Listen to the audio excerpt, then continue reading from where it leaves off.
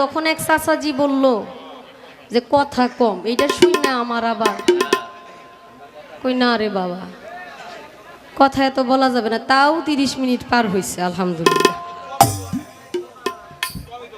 হ্যাঁ, এখন ছোট্ট করে একটা কথা জিজ্ঞেস করব, জানতে চাইবো, যেহেতু একটা করে কথা, একটা করে প্রশ্ন জানার জন্য বলছেন যে একটা করে প্রশ্ন করবেন, এর বাহিরে করবেন না। এর বাহিরে 2-4টা প্রশ্ন হইলে কথার সময়টা তো একটু বেশি হয়। আর আমরা বিচ্ছেদ প্রিয় মানুষ, বিচ্ছেদের সময় হয়ে গেলে বিচ্ছেদ না গাইলে আমাদের একটু কষ্ট হয়। তো অবশ্যই আমরা সেই পর্যায়ে যাব। তার আগে ছোট্ট করে একটা বিষয় জানতে চাইব।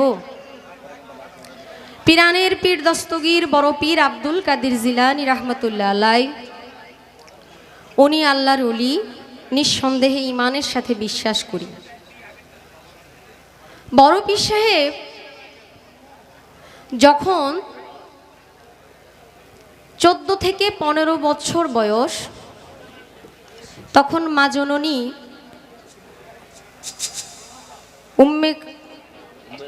উম্মে খাইরুম মা ফাতেমা ওনাকে বললেন, মা আমি একটু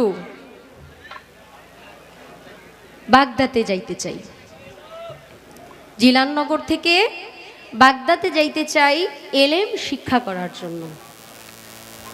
আওয়াজটা কিসের ভাইজান? কি ফ্যান? ও আচ্ছা, ঠিক আছে। আমি এলেম শিক্ষা করার জন্য বাগদাদে যাইতে চাই। বড় পীর সাহেবের যে বাড়ি ছিল, ওই বাড়ির উপরে যে ছাদ ছিল, ওই ছাদ থেকে উনি দূর থেকে দেখতে পারলেন যে একটা কাফেলা আসতেছে, কাফেলাটা বাগদাদে যাবে। ওই কাফেলার মধ্যে অনেকেই ছিলেন।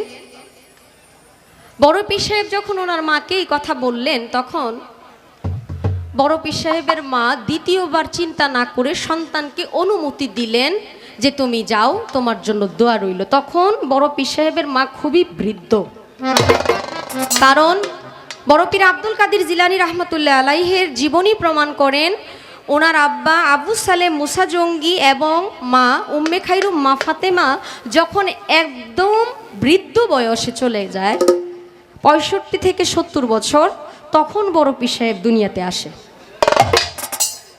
তারা আশাই ছেড়ে দিয়েছিল যে দুনিয়াতে আর সন্তানের মুখ দেখতে পারবে না, কিন্তু তারা অসন্তুষ্ট ছিল না, আল্লাহর প্রতি শুকরিয়াই ছিল। যারা পরহেজগার মানুষ, আল্লাহওয়ালা মানুষ, তারা সকল সময় দেখবেন আল্লাহর দরবারে শুকরিয়া দেয়। সুখ দুঃখ যেটাই হোক না কেন, আমরা যেটাকে দুঃখ দেখতেছি এটা তো দুঃখ না, কারণ আল্লাহ যা করে ভালোর জন্যই করে। তাহলে যখন বড় পীর সাহেব বাগদাদে যাবে কাফেলার সাথে, তখন বড় পীর সাহেবের মা বড় পীর সাহেবের হাতে ধরে 2টা কথা বলেছিল এবং কিছু জিনিস দিয়ে দিয়েছিল বড় পীর সাহেবকে। ওই কাফেলাতে যাওয়ার পর ওই জিনিসের বিনিময়ে, ওই 2টা কথার বিনিময়ে একটা ঘটনা ঘটেছিল।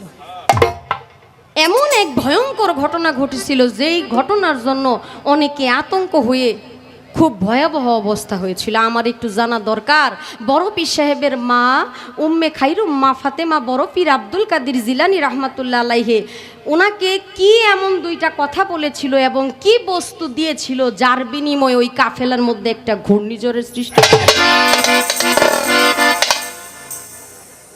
আপনার কাছে আমার ছোট্ট করে এই বিষয়টা জানার থাকবে, মেহেরবানি করে আপনি আমাকে এই বিষয়টা জানাবেন। আমরা যারা আছি সবাই এই বিষয়টা জানবো ইনশাল্লাহ।